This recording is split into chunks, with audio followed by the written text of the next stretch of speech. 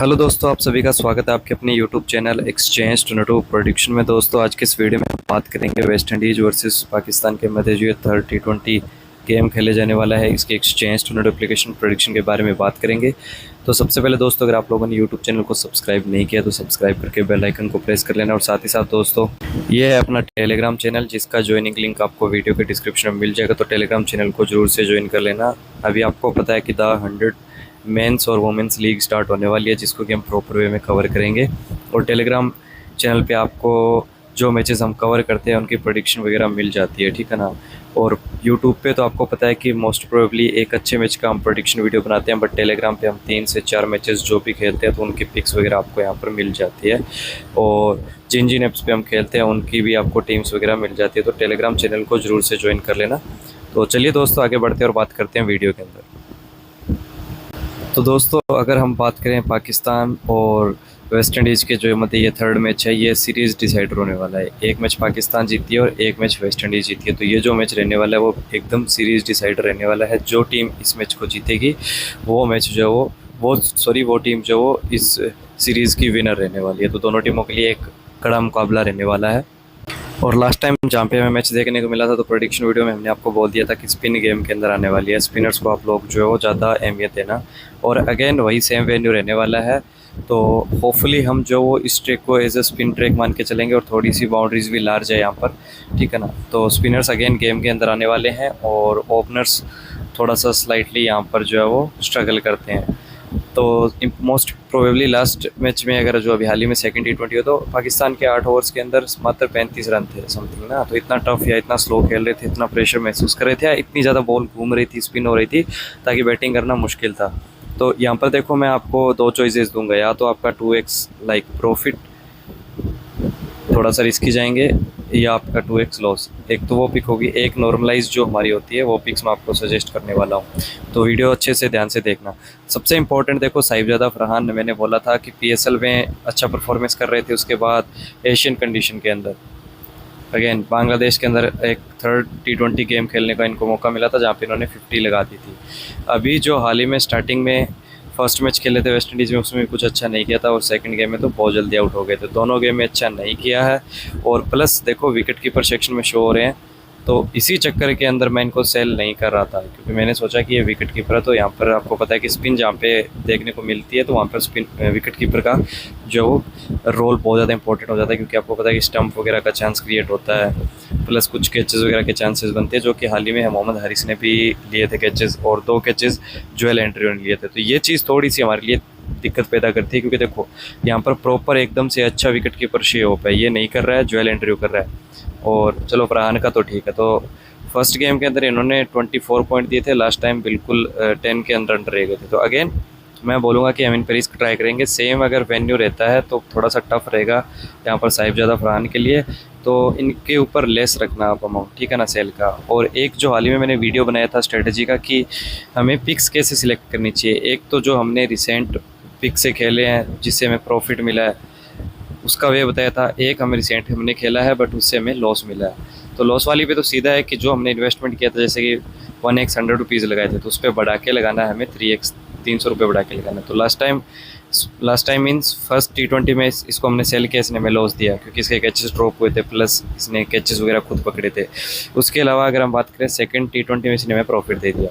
तो अब थर्ड में हमें क्या करना है, तो थर्ड में भी हम कंटिन्यू 32 पॉइंट के साथ, अगर आपको एक्सेप्ट करने के लिए पुट में स्पेशली पुट पे फोकस करना, तो 36 पॉइंट के लिए आप अगेन इनको पुट कर सकते हो, ट्राई कर सकते हो। नो डाउट अच्छे बैट्समैन है मिडिल ऑर्डर के, हमें मिडिल ऑर्डर में खेलने हैं, बट ओपनर अगर होते तो थोड़ा ज़्यादा खतरनाक थे। बट बाद में क्या होता है कि आपको पता है कि पावर प्ले वगैरह खुल जाता है। अभी तो मोस्ट प्रोबेबली एक आध विकेट तो इनका जल्दी गिर ही जाता है, तो 1 डाउन आते हैं तो सर्कल के अंदर बैटिंग करते हैं, बट इतना कॉन्फिडेंट नहीं दिखते हैं, आड़े तिरछी शॉट्स लगाते हैं। तो इनको भी मैं पुट या सेल के लिए, सेल में थोड़ा लेस रखना, बट पुट आप ट्राई कर सकते हो, जैसा कि मैं आपको अभी एक एग्जांपल के थ्रू बताता हूँ। तो दोस्तों, बाय सेल या कॉल पुट की अगर हम बात करें तो उसमें डिफरेंट क्या है कि मैं आपको बताता हूँ। अभी हम जैसे सेल वाला ले लेते हैं यहाँ से, तो हमने जैसे फ़खर जमान को सेल किए थे 10 शेयर 330 रुपये लगाए हैं, एक शेयर 33 रुपये का था, तो 10 शेयर लगाए तो हमारा 330 रुपये हुए। तो अब इसने क्या किया कि 22 पॉइंट दे दिए, तो 33 में से 22 अगर हम माइनस करते हैं तो 11 बचते हैं, है ना। तो 11 रुपये पर शेयर हमें प्रॉफिट होगा। तो ₹330 लगाए, ₹11 का प्रॉफिट हुआ। बट पुट में क्या होगा, जैसे हम मार्केट पे आते हैं यहाँ पर, तो मार्केट पे मैं आया, मैंने डील एक्सेप्ट की यहाँ पे, तो पुट में ये होगा कि जितने ये पॉइंट्स का था बाय के अंदर, ठीक है ना, जैसे अगर हम एक्सेप्ट करेंगे डील को, तो 37 बाय का जो रेट है ना वो हमें यहाँ पर पुट में मिल जाएगा कि इससे कम कम अगर ये रहता है तो हमारा प्रॉफिट होगा। तो हम इसको क्या लेके चल रहे थे कि सेल लेके चल रहे थे कि सेल में जाने वाला, तो मीन्स कि हमने इसको पुट किया, तो इसने 22 पॉइंट दिए और 37 पॉइंट का ही हमें डील हमने एक्सेप्ट किया। अगर हम खुद क्रिएट करते तो सेम वही था कि ₹33 का था सेल में, तो 33 की हम डील क्रिएट कर पाते। तो यहाँ पे मैंने ₹888 लगाए और 1500 है, तो ऑलमोस्ट 2x हो रहा है चार्ज वगैरह निकाल के एंट्री फीस का, है ना। और वहाँ पे क्या हुआ कि हमने 330 लगाए, बट उसने 22 पॉइंट दिए, तो ₹11 पर शेयर के हिसाब से 10 शेयर का हमें ₹110 का प्रॉफिट हुआ। बट यहाँ पे डबल हो रहा है, तो यही डिफरेंस है कि अगर हम सीधा सेल करते हैं तो उसमें अगर वो जितने पॉइंट देगा वो माइनस होता रहेगा, और अगर हम सीधा पुट करते हैं तो जितने पॉइंट्स का हमें टारगेट मिलेगा, जैसे कि 37 का, अगर ये 36 पॉइंट भी देता तो सीधा हमारा 2x होगा। अगर उसमें हम 37 में सेल करते सपोज दैट, और इसने पॉइंट दे जाता ये लगभग 19, तो हमारा ₹18 पर शेयर प्रॉफिट, मतलब हाफ प्रॉफिट आता। बट यहाँ पे अगर एक पॉइंट भी कम रहेगा तो हमारा डबल होगा, है ना। तो ये चीज़ है, तो पुट पे थोड़ा सा ज़्यादा खेलना है, ठीक है ना। थोड़ा रिस्क है दोनों प्लेट्स पे, बट रिस्क लेंगे तभी रिवार्ड मिलेगा, ठीक है ना। इन दोनों पे थोड़ा थोड़ा रिस्क है सेल का। अब बाय की अगर मैं बात करूँ, अगेन सेम स्पिन विकेट रहता है तो थोड़ा सा फायदा रहेगा। देखो एक चीज़ तो क्या है कि मैच स्टार्ट होता है 5:30 इंडियन स्टैंडर्ड टाइम के अकॉर्डिंग सुबह को, तो अब पता नहीं लग पाता कि विकेट कीपिंग ये करेगा या हरीश पहले नहीं खेल रहा था सीरीज़ के अंदर, है ना, तो एकदम से कंफ्यूज हो गए।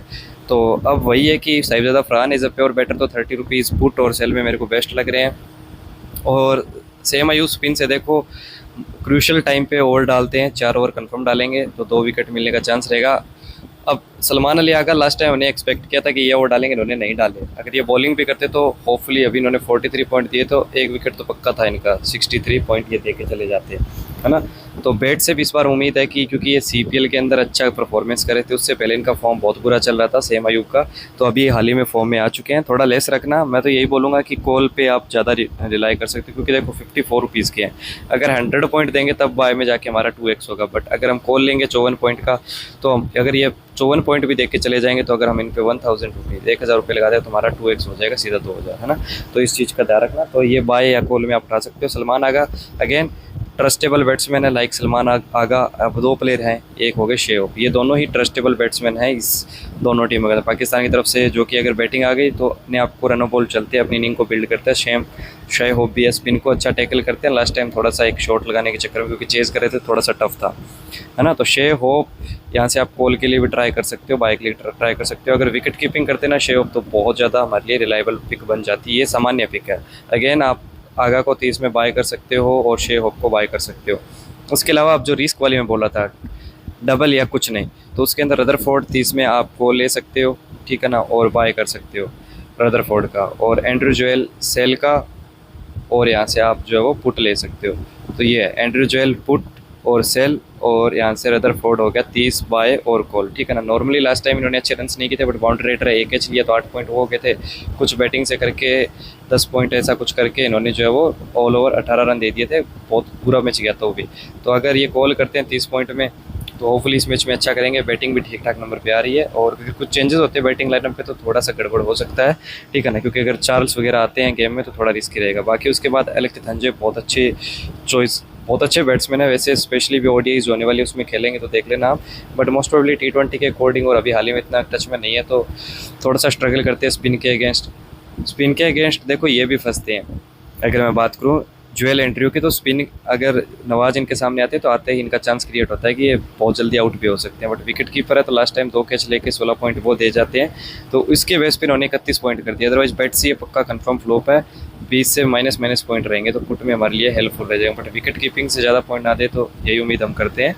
उसके अलावा एलेक्स थिथंजे भी स्पिन से फंसते हैं, तो 27 में ये भी डबल और नथिंग वाली चॉइस है। ये 3 पिक मैं आपको सजेस्ट कर रहा हूँ यहाँ से। एलेक्स थिथंजे इसकी है, जो जोएल एंड्रयू हो गए, उसके बाद रदरफोर्ड हो गए। उसके अलावा नॉर्मल 2 पिक अगर मैं आपको और बताऊँ तो वहाँ से ये रहने वाली है। एक तो रोस्टन चेज़ बाय के लिए भी बढ़िया बनेंगे। पाकिस्तान की तरफ से लेफ्टी आपको पता है कि बहुत ज़्यादा बैट्समैन है, तो ऑफ स्पिन ये गेंदबाजी भी करके देंगे, प्लस कुछ बैट से रन्स भी करते हैं, हिटिंग भी अच्छी लगा सकते हैं। तो ये भी जो है वो आपको काल और बाय के लिए बढ़िया चॉइस बनेगी। और इस मैच में अगर मैं विनिंग टीम दूँ तो वेस्ट इंडीज़ जो है वो 2-1 से ये सीरीज़ लेके जाएगी, ठीक है ना। तो मेरी फेवरेट टीम इस गेम के अंदर वेस्ट इंडीज़ रहने वाले, तो मैं उसको सपोर्ट ज़्यादा कर रहा हूँ ना।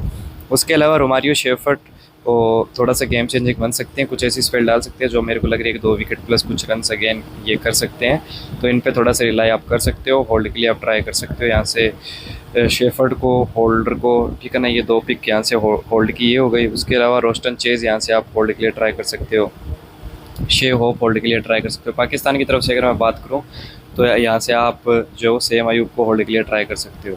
उसके अलावा अगर मैं बात करूँ हसन नवाज की, तो देखो रेट कम है, बहुत ज़्यादा कम रेट है इनका, बट अगेन मैं बोलूँगा कि अगर ट्राई करते हो तो आप पुट, यहाँ पर सिर्फ पुट, सेल भी मत जाना, पुट ट्राई कर लेना।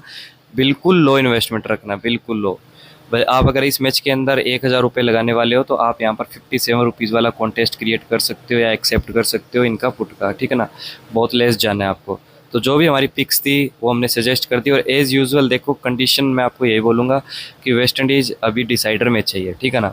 सीरीज़ एक एक पे टाई है, तो जो लास्ट टाइम विकेट थी तो मेरे को जहाँ तक लग रहा है तो उससे भी टफ विकेट यहाँ पर अगेन होने वाली है, ताकि वेस्ट इंडीज़ जो है वो वहाँ से एडवांटेज उठा पाए। अपने ग्राउंड का सब टीमों को अपने होम ग्राउंड का अनुभव होता है, तो उस बेस को देखते हुए मैं मान रहा हूँ कि अगेन सेम 130 तक का स्कोर लेके चलेंगे, और एवरेज स्कोर यहाँ पर वही रहता है सेम वेन्यू का। तो यही फ़ायदा है कि प्रेडिक्शन हमने उस बेसिस पे किया है, एनालिसिस।